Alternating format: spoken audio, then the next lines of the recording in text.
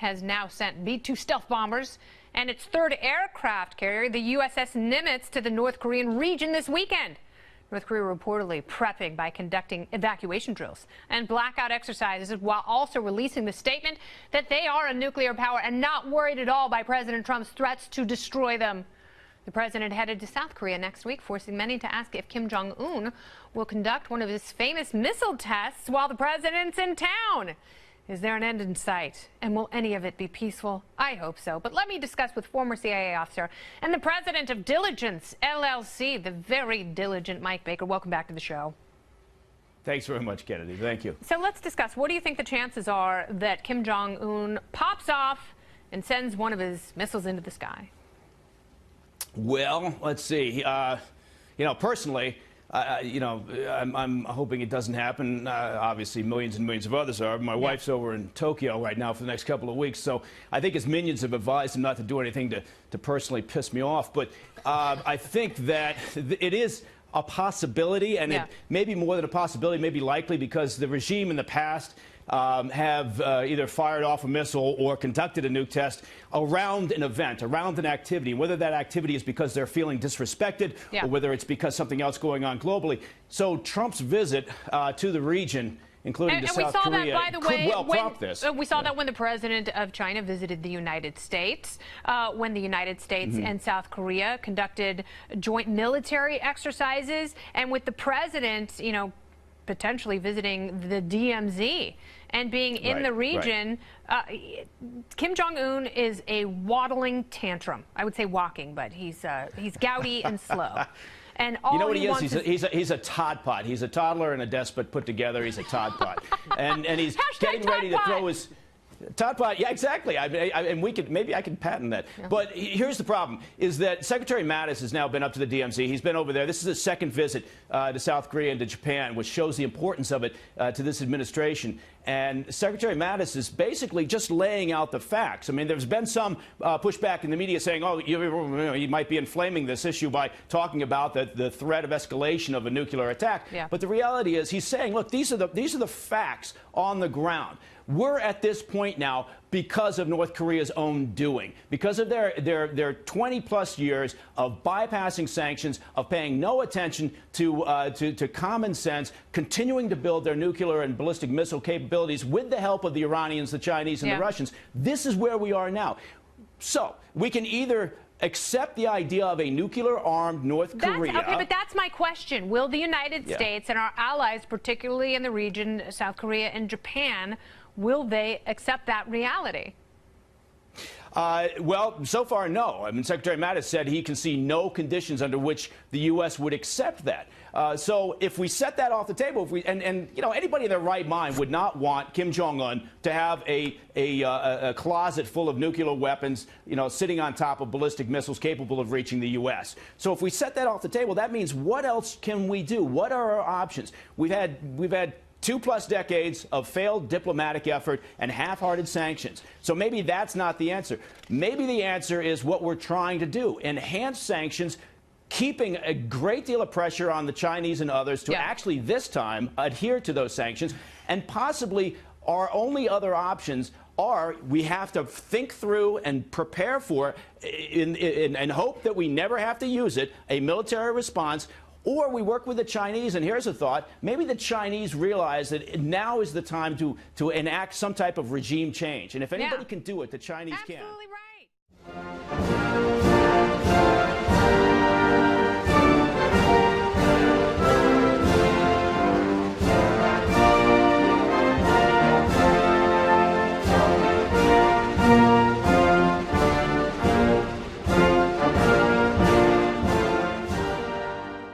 Our viewers in the United States and around the world. This is New Day. It is Tuesday, October 31st, 6 o'clock here in New York. And we begin with Special Counsel Robert Mueller's Russia investigation. Legal documents unsealed in federal court lay out the clearest evidence yet that President Trump's campaign was eager to work with Russia to hurt Hillary Clinton. These are now facts. They're no longer allegations. Because George Papadopoulos, he's a former campaign foreign policy advisor, he has pleaded guilty to lying to the FBI about his meetings with Russian intermediaries. Another bombshell from prosecutors. Papadopoulos has been cooperating with investigators for months maybe even wearing a wire. So top Trump campaign officials knew about Papadopoulos' attempts to meet with Russia. It is a fact. How do we know? Investigators have emails between former campaign chairman Paul Manafort and his former business associate Rick Gates, and they were discussing the potential meetings. Manafort and Gates are now under house arrest because they pleaded not guilty to tax and money laundering charges, including conspiracy counts. Now, a source tells CNN President Trump is seething because the Mueller probe is getting close, reaching former aides, while the White House is using a series of inaccuracies to try to distance the president from these men. We have it all covered for you. Let's begin with CNN's Jessica Schneider live in Washington. Probably the toughest day yet for this White House, and that's saying something. Yeah, you know, Chris, this 1, 2, 3 punch of criminal charges, all relating to the Russia probe, it is sending shockwaves through Washington, especially since court documents show prosecutors indicate that this is just the beginning. In fact, George Papadopoulos' guilty plea was kept under wraps for several weeks because prosecutors didn't want to dissuade other witnesses from coming forward. And while this plea deal did make a big impact, prosecutors warn ominously it's just a small part of what might come. Special counsel Robert Mueller's office unsealing documents that show former Trump campaign foreign policy advisor George Papadopoulos has been cooperating with investigators since his arrest in July. Papadopoulos pleading guilty earlier this month to lying to the FBI about his contact with Russia, including a meeting with a London professor who told him in April 2016 that the Kremlin had obtained dirt on Hillary Clinton in the form of thousands of emails. Clinton campaign chairman John Podesta's email was hacked by Russians the month before. Papadopoulos is direct evidence that someone with the campaign was being contacted by Russians. Papadopoulos' plea agreement describes his testimony as a roadmap to the ongoing investigation, noting that there is a large-scale ongoing investigation of which Papadopoulos is a small part. The document describes Papadopoulos as a proactive cooperator, suggesting that for the last 3 months, he may have been providing the FBI with information about other Trump campaign associates or even wearing a wire. The plea agreement outlines Papadopoulos' extensive efforts to establish a connection between Russian officials and the Trump campaign, informing then-campaign chairman Paul Manafort in May that the Russians were interested in meeting with candidate Trump. Manafort forwarded the email to his deputy, Rick Gates, writing, "Let's discuss. We need someone to communicate that DT is not doing these trips. It should be someone low-level in the campaign so as not to send any signal." In July, Papadopoulos reached out to a foreign contact saying that a meeting has been approved from our side. Days later, WikiLeaks began releasing the emails hacked from the DNC, and Trump made these infamous remarks. Russia, if you're listening, I hope you're able to find the 30,000 emails that are missing. The following month, a Trump campaign supervisor, identified by the Washington Post as former Trump campaign national co-chairman Sam Clovis, told Papadopoulos, "I would encourage you," and another foreign policy advisor, to make the trip if it is feasible. Clovis's lawyer telling the Post that he actually opposed the trip and was just being polite. There is no evidence that Mr. Manafort or the Trump campaign colluded with the Russian government. Papadopoulos' interviews with federal investigators likely contributing to the charges brought against both Manafort and Gates, who pleaded not guilty on 12 counts Monday, including conspiracy against the United States, conspiracy to launder money, and 7 counts of failure to file reports of foreign bank and financial accounts. And Paul Manafort and Rick Gates were both ordered to home confinement, also ordered to surrender their passports after pleading not guilty. Both men must check in daily with federal authorities by phone, and they can only leave their homes for court appearances or medical appointments. Now, Paul Manafort is being held on $10 million secured bond, Rick Gates at $5 million. And Chris and Allison, the next court date for both of them is Thursday at 2 p.m. Back to you. Okay, Jessica, thank you very much for laying all that out for us. Let's bring in our panel now. We have CNN counterterrorism analyst Phil Mudd and CNN chief legal analyst Jeffrey Toobin and CNN crime and justice reporter Shimon Prokupecz, who was on the team that broke the news of the impending indictments on Friday night that we saw play out yesterday. Gentlemen, great to have all of you. Jeffrey Toobin, you've now had a little less than 24 hours to marinate on all of this. And marinade I have. Yes, you have. So what are your thoughts this morning? Well, you know, this is a big investigation. And as big as yesterday was, perhaps the most important thing we heard all day was the prosecutor in court in the sealed transcript from early October saying, this is just a small part of what we have. And I think that has to sort of reorder our thinking about what this investigation is. Certainly, I think the Manafort indictment was expected. I don't know if the Gates indictment was expected, but certainly the other case, Papadopoulos, was a total surprise to me, and I think to everyone else. And also the substance of that indictment, of that guilty plea, is so closely related to the core of Mueller's investigation. Let's drill down on that. Yes, First sir. is the procedure question. Why did they unseal it yesterday? We all read you really should read these documents if you want to know what you're talking about here. And it certainly is a cooperation agreement with Papadopoulos, there's no question. Yes. But the suggestion by releasing it yesterday is that he's somehow related to the other two gentlemen who were indicted. Why do you think the Papadopoulos indictment or the deal was unsealed yesterday? You know, that's a great question, and I don't have a clear answer to that because I don't know the inner workings of the Mueller investigation. I do think that part of his cooperation, if you look at who the emails to were from, were Manafort and Gates, who are part of. So I think. But the indictment doesn't have anything to do with what Papadopoulos was talking about. It doesn't. But remember, I mean, they are investigating a lot of things beyond what the specific charges against any individual are. I think that's what. But I mean, in many ways, you asked what was the biggest news of yesterday. Also, the possibility that Papadopoulos was wearing a wire. Let me read that to you. Let me read where the clue, where you have gleaned that from. A defendant has indicated he is willing to cooperate with the government in its ongoing investigation into Russia efforts to interfere in the 2016 presidential election. Public disclosure of the defendant's initial appearance, however, would significantly undermine his ability to serve as a proactive cooperator. That's the tell, proactive cooperator? Proactive, which means on his own initiative, meaning making phone calls, having conversations with people while wearing a wire during this period between his arrest in July and his guilty plea in October. So think about it. He could have been taping phone calls 9 weeks, but just a couple weeks ago. I mean, like this up is until not ancient history. Yeah. I mean, what's your take on that? A proactive cooperator. Does that sound like somebody who's going to wear a wire? Or is that just someone that they just want in the mix that they can go to whenever they want with questions? I think there's a bigger story. Yeah, I agree with that. There's a prospect he's wearing a wire, but when you look at this from an intelligence or investigative standpoint, you get two elements that you want to look at. The first is a technical element. I got your emails, I got your phone.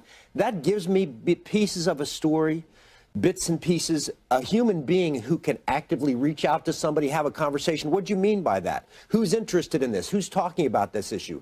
You cannot replicate how a human being can fill out all the data with questions like, what's his intent?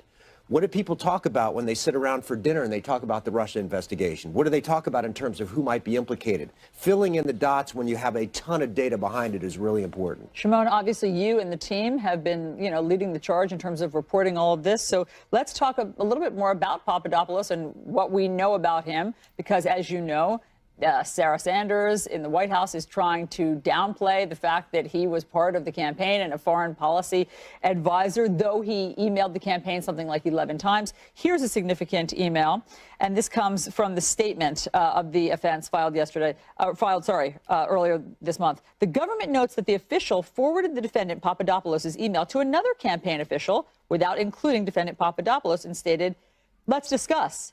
We need someone to communicate that Donald Trump is not doing these trips to Moscow. It should be someone low level in the campaign so as not to send any signal." We now believe that that was an email between Paul Manafort and Gates, Rick Gates. What do you know? Yeah, so all of these emails, it would seem, based on some of the documents that were released yesterday relating to Papadopoulos, was something the FBI and Special Counsel's Office has been reviewing for quite some time.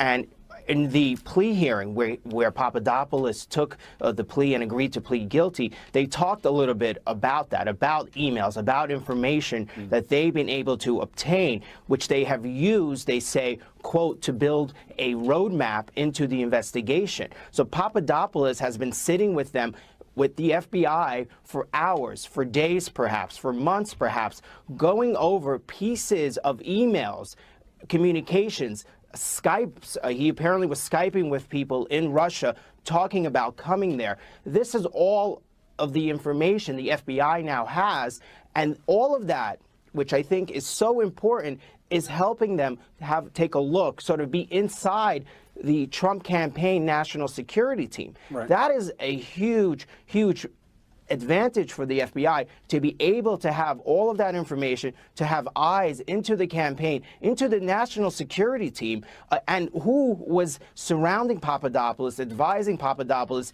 You know, in one email, there was an exchange where someone told Papadopoulos, great work on all his communications with the Russians. So all of this is really giving the FBI and special counsel eyes into this investigation. They know where they're going now and who they're targeting. All right, Shimon, thank you very much for that.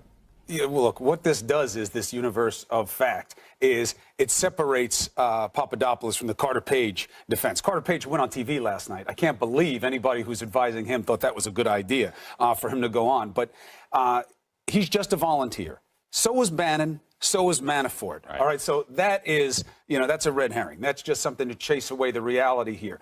The interesting aspect of this is what it does to the timeline. Why do we care about Papadopoulos? Maybe someone just reached out to him and it's a nothing burger, as they're trying to say. In March, Phil, that's when the hacking supposedly happened of the emails. Put it up there, okay? In April is when Papadopoulos starts talking about how he's been informed that they have emails, the Russians. It didn't come out until after that. They weren't dumped until after that. So either somebody was really a great liar and guesser, or it proves that whoever Papadopoulos was talking to knew something that the rest of this country and law enforcement may well have not known. This is the real story here. Look, Robert Mueller is a high-dollar lawyer, 12 years as the FBI director. This guy Papadopoulos is so for change. Robert Mueller didn't sign up for this job to take down some 30-year-old at the periphery for 1001 lying to a federal officer violation. He's in the intel business, Papadopoulos, as what we would call an access agent. He is the beginning of rolling up, not rolling down, rolling up to access to bigger targets. We have not heard a single name of a major target beyond Paul Manafort. We haven't heard a single conversation about Don Jr., about Jared Kushner. We haven't heard real allegations that the campaign actually received information, for example, related to emails. I think the indication we have here, if you look at Robert Mueller's background, 12 years as FBI director, is he rolled out the first card in this game, and if we think this is the bombshell, we ain't seen nothing yet. So let's talk. Go ahead. Wait a second. I mean, hold on, Cowboy. I just think Cowboy. You're sort of assuming that all these other people committed crimes. I mean, maybe they didn't. I mean, this was in the 1001 case, a discreet lie to an FBI agent, which is a very traditional crime to be prosecuted. And you're talking about rolling up these people, which they may yet do. But I don't know. I mean, I just think we need to be careful about assuming that, all these high-level people committed. No, I agree. But lay a bet down in Vegas. Is a bigger fish going to go down or not after an investigation that goes back now maybe nearly 2 years? Yes or no?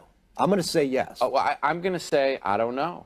Well, here's an interesting point of this legally, all right? There's an odd intersection of politics and law going on with this first charge. Here's why. If Papadopoulos had actually had these meetings, if he had actually gotten the information, is that a crime? I say no.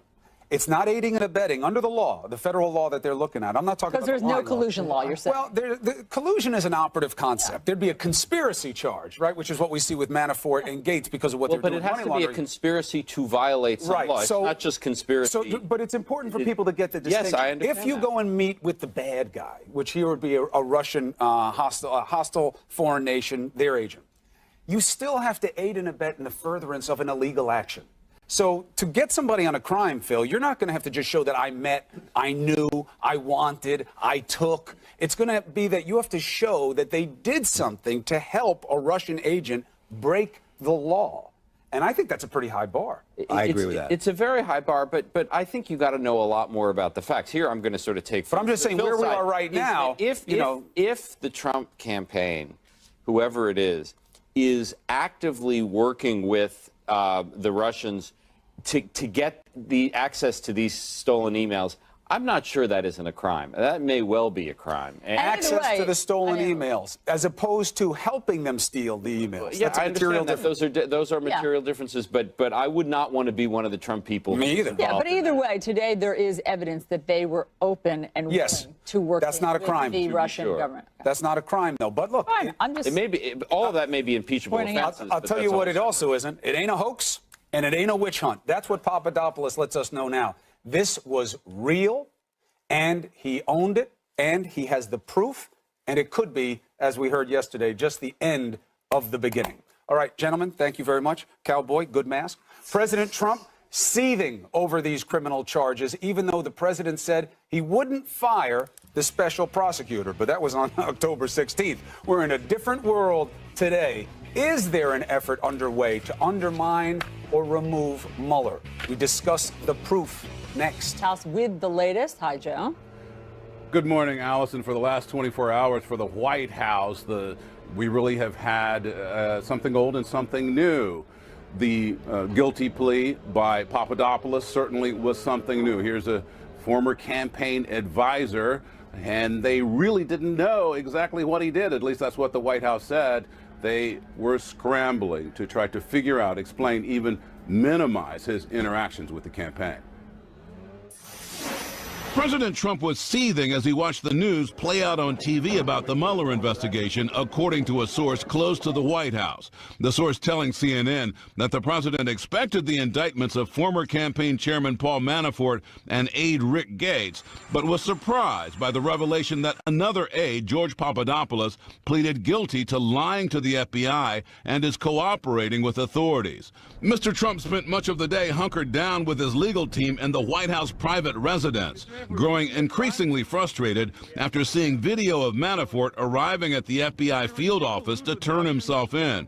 Publicly, the administration attempted to downplay the charges. I think the reaction of the administration is let the legal justice system work. Everyone's innocent till presumed innocent, and we'll see where it goes. The president's lawyer, Ty Cobb, telling CNN that Mr. Trump has not responded to the Papadopoulos news because he doesn't know him. But back in 2016, Mr. Trump touted him as part of his foreign policy team in an interview with the Washington Post. George Papadopoulos, he's an oil and energy consultant, excellent guy. And this photo from March 2016 shows Papadopoulos sitting at the same table as then-candidate Trump at a national security meeting. The White House press secretary attempting to distance the president from his former advisor. It was extremely limited. It was a volunteer position. And again, no activity was ever done in an official capacity on behalf of the campaign. Sanders falsely claiming that Mueller's charges are unrelated to Mr. Trump. Today's announcement has nothing to do with the president, has nothing to do with the president's campaign or campaign activity. A source familiar with former chief strategist Steve Bannon's thinking tells CNN he is urging the president to fight back aggressively against Mueller by getting Republicans to cut funding or deliberately slowing down the investigation. The aides insisting Mr. Trump has no plans to take action against the special counsel. The president is not interfering with the special counsel Mueller's position. He's not firing the special counsel. He said that before. Now, there is no reason to believe Steve Bannon or anyone else who advises the president has recommended that he engage in obstructing the work of the special counsel. His lawyers have said as much, saying again and again that as far as they're concerned, the president is fully cooperating. Chris and Allison, back to you. Joe, appreciate it. Let's bring in the panel. We have CNN political analysts John Avlon and David Gregory. David Gregory, what is the headline? I think it is the expanding nature of the investigation and the fact that it does have to do with the Trump campaign, a campaign that was open for business with the Russians after knowing what Russia tried to do to our election.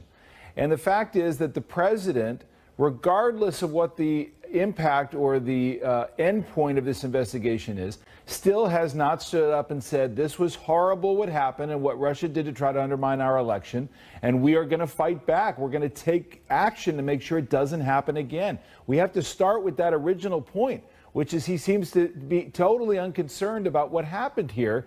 And on top of that, we learn a little bit more about potentially why. So the White House is actually saying the opposite of that. Sarah Sanders, the White House press secretary, is saying these were volunteers. We really barely know these people. Yes. Here, listen to her. Manafort who? Yeah. This individual was the member of a volunteer advisory council that met one time over the course of a year. It was a volunteer position. Again, somebody on a volunteer committee. Again, he was a volunteer. He was not paid by the campaign. He was a volunteer on a council that met once. And he was a volunteer on the campaign and a volunteer member of an advisory council. I'm telling you that he was a volunteer member of an advisory council that literally met one time. We have a picture of the advisory council because it's interesting. Yes. Here's the one that she's talking about. This is a national security meeting. There is Papadopoulos. Oh, look, there's President Trump. There's Jeff Sessions. So I don't know if this was a volunteer meeting they were having here, but this was called a national security meeting. He was a foreign policy advisor. He was a foreign policy advisor. And look, I mean, you know, Sarah Huckabee Sanders, clearly volunteer, was in the talking points. And thank God that was not a drinking game. We would have people in real trouble this morning. But you know, that messaging doesn't work. People think volunteer on campaigns. They think someone in the mailroom. Volunteers on policy advisory councils on campaigns and presidential can actually play a pretty senior role. And the details of that particular indictment are really troubling for the campaign. So the White House, you know, Trump may be seething, and the third floor of the White House, I think, was probably an especially weird place yesterday. But this is serious, and they can't spin their way out of it. They're going to try their best. But also it's an indication that Mueller is taking a pretty broad view here. And that should make everybody associated with the campaign very nervous. Well, look, here's some key facts. One, volunteer, if they want to use that word. So was Bannon. Yep. So was Kushner. Yep. So was Manafort. So dismiss the term as having any kind of weight here.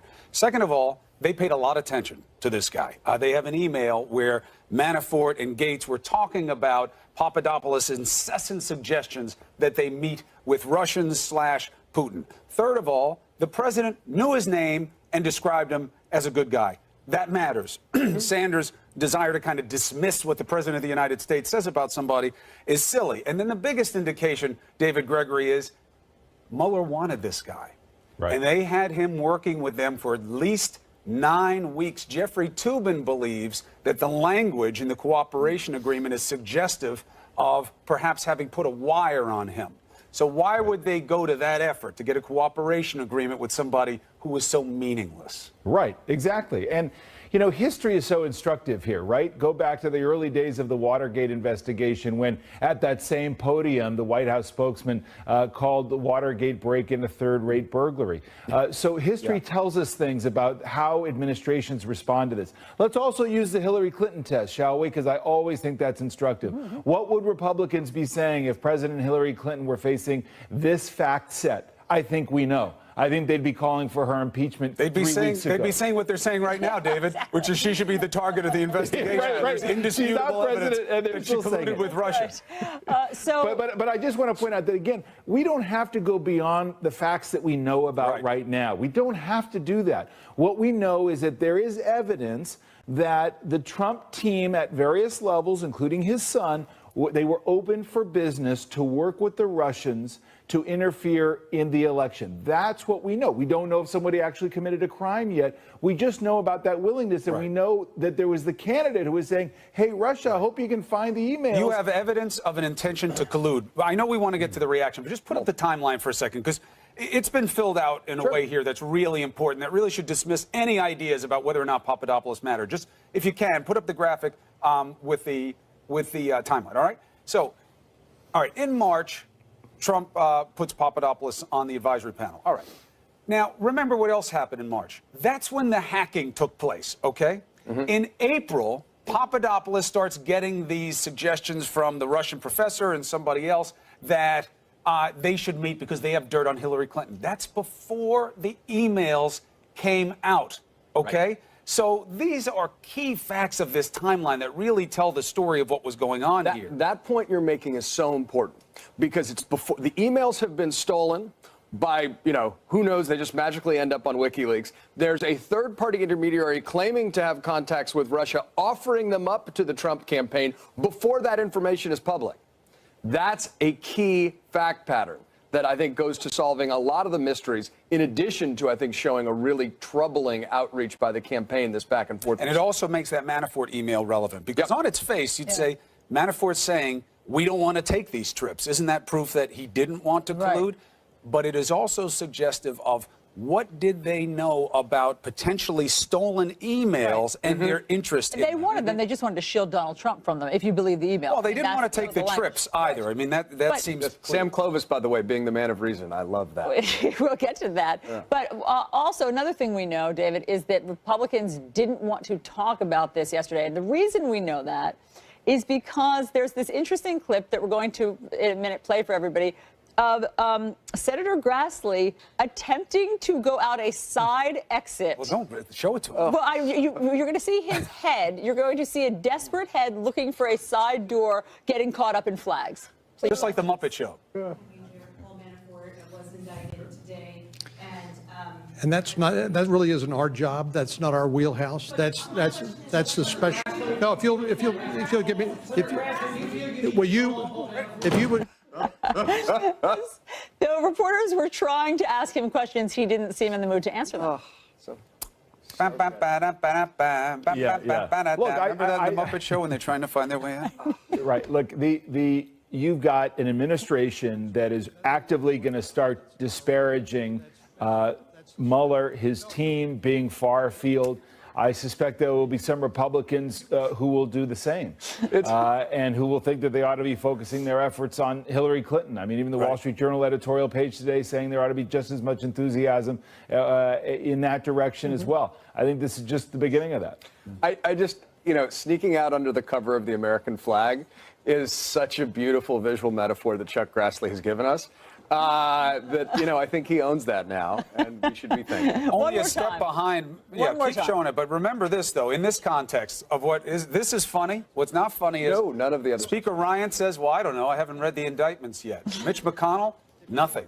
These are the leaders of that party. How can they believe that this is just a distraction from taxes? Yeah, it's just an ostrich-like impulse because they don't want to deal with the fact pattern because they desperately want to pass tax reform. Well, right. Well, and they should. Look, I mean, Bill Clinton very successfully did a lot of business while impeachment was going on. And I think it was probably a mistake for Trump to be holed up with his lawyers yesterday. He should have had a big tax, event or something like that. There's nothing he can do about it just yet. Okay, I bet we'll see that this week. Meanwhile, David Gregory, John Avalon, thank you, Gregory. So, David, very big week ahead. We have the debut of the tax plan, the president's Fed chief pick, and then the president is going to leave for a big Asia trip on Friday. So is it possible for the White House to sort of harness the plan again for this week and redirect away from these indictments? Oh, I think without a doubt, because these are all very big issues that have to do with the future of the economy, the future of any potential legislative achievement for this administration, and a crisis in Korea that is frightening to the entire world. So this is very important business at hand. The news cycle is big enough to accommodate all of these at the same time. And I think the president wants to keep the focus on some of these other matters. He has limited options when it comes to how the investigation on Russia is playing out.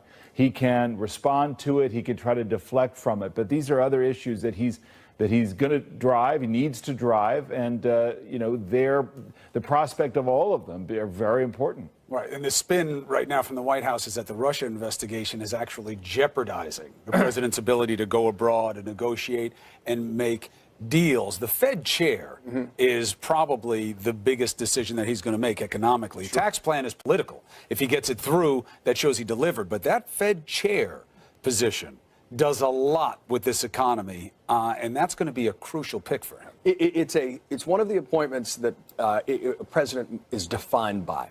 And Janet Yellen has done quite a good job, especially in the Trump years. Trump gets highest marks on the economy, not only because of his experience as a businessman, but the economy has really done well, particularly the market. Janet Yellen and Trump seem to have been working fairly well together. The name being most bandied about is a moderate named Powell, who has worked with Yellen, a Republican, sort of out of central casting, which seems to be a criteria for Trump, but also seen as a very safe pick in terms of continuity, without having the sort of indignity of reappointing Obama's Fed chair. So that seems to be where the momentum is going in terms of a pick, but that's a big deal under the basis of the economy. The tax plan, as you say, is massive if they want to get a legislative achievement. But in terms of the overall economy, you could make the case the Fed chair is even bigger. Okay, panel, next topic. Let's talk about Chief of Staff John Kelly, who made an appearance on Fox News last night. First, he said he will never, he has no interest in apologizing to Congresswoman Wilson, you remember, over the comments about Sergeant LaDavid Johnson's death. But then he said some curious comments. He was asked about the Confederate monuments and his take on them. So listen to what he said about the Civil War. Well, history's history. And there's certain things in history that were not so good and other things that were very, very good. I would tell you that Robert E. Lee was an honorable man. He was a man that gave up his country to fight for his state, which in 150 years ago was more important than country. It was always loyalty to state first back in those days. Now it's different today. But the lack of an ability to compromise led to the Civil War. And men and women of good faith on both sides made their stand where their conscience had them make their stand. What do you think of those, David? Pick me, please. Go, pick me. You, it's all you. I mean, I just think that's very troubling. First of all, there were major figures at the time who actually believed in the Union and the country over the state. Oh, that would include Andrew Jackson. That would include Abraham Lincoln. Winfield Scott, who was the most important general of the time in America, the hero of the Mexican-American War, told Robert E. Lee he was making the worst decision of his life. This was not a close call. America mattered then, and it matters now. History is not history when it comes to the Civil War. These monuments were put up during Reconstruction to stick it to freed black people and to let them know that there would be a new Jim Crow and that the Civil War was fought for naught. Ulysses S. Grant, in this wonderful new biography by Chernow, is pained by the fact that it was his belief that the Civil War didn't matter because things were not actually going to change. History is not history, General Kelly, and I think that has been borne out. Right. He also misses the big word, slavery. Right. It was about slavery, not a crisis of conscience. And what does this really show us? Kelly is a respected guy. How he leads men and women, how he is organized, his attention to duty. That's all true. I've checked it 10 ways from Sunday. It's true. But giving him credit for a political modulating ethos is false. It's always been false. The idea that he would control the president's political instincts to play towards division was always an empty promise. And this is the proof. Listen to what he's saying and listen to where we've heard it before. You've heard it come out of the president's mouth. Kelly, good people on both sides, crisis of conscience. Think about the monuments in a different way, maybe, than these people want to take them down. It's bigotry being ignored and rationalized, and Kelly is not going to make it better. He's making it the same or worse. And the language Kelly used is straight out of sort of mid-20th century textbooks. You know, it's the myth of the lost cause, where the Confederacy is noble leaders like Robert E. Lee being motivated not over slavery but over love of state first. Well, state first is sort of fundamentally part of the problem. And as you point out, the Civil War didn't come just because good people couldn't compromise on both sides. It came about because of slavery. And if that gets ignored, the real history gets ignored. And also that not apologizing thing, you know, one of the things that we were hoping Kelly would do with the president is, hey, you got to be the biggest man in the room. You have to surrender the me to the we. I understand that because I lead men as a general, and I get it. He just said the opposite. I'll never apologize. I'll never apologize. That's what he has around him, the president. How can you expect anything different out of him? Well, he said two things. He said, oh, no, never. Well, I'll apologize if I need to, but not for something like that. Absolutely not. I stand by my comment. Well, he's saying that he would apologize in general. Like an apology is possible somehow for something. Maybe if like runs over a puppy or something like that. But in this case, he won't apologize, and it was obviously warranted. Gentlemen, thank you very much.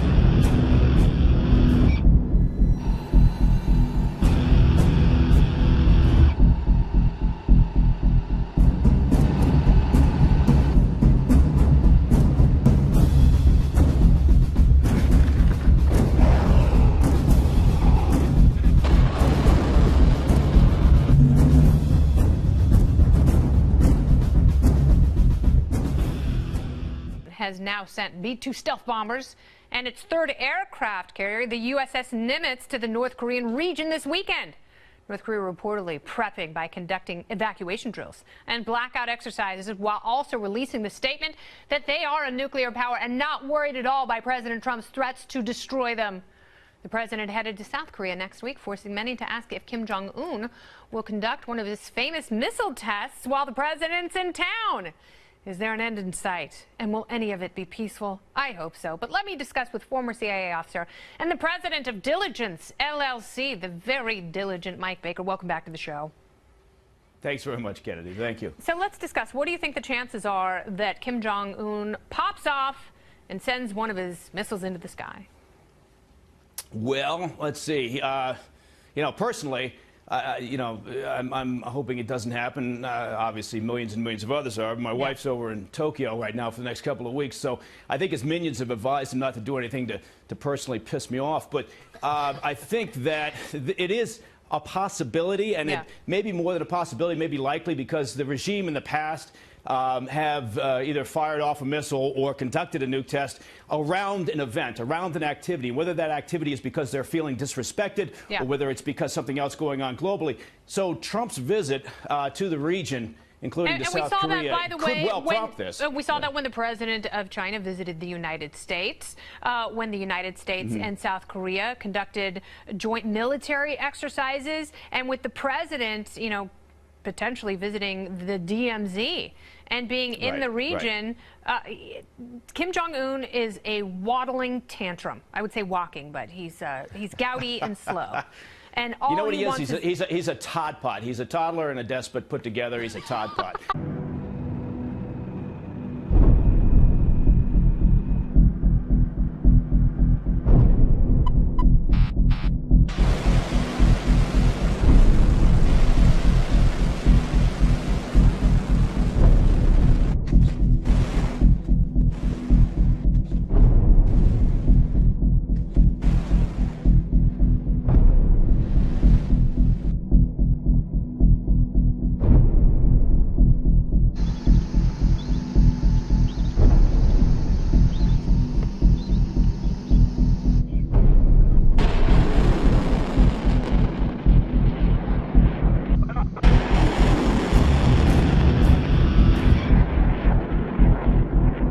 And he's getting ready to throw his Todd Pot. Yeah, exactly. And maybe I could patent that. But here's the problem: is that Secretary Mattis has now been up to the DMZ. He's been over there. This is his second visit to South Korea and to Japan, which shows the importance of it to this administration. And Secretary Mattis is basically just laying out the facts. I mean, there's been some pushback in the media saying, oh, you might be inflaming this issue by talking about the threat of escalation of a nuclear attack. But the reality is he's saying, look, these are the facts on the ground.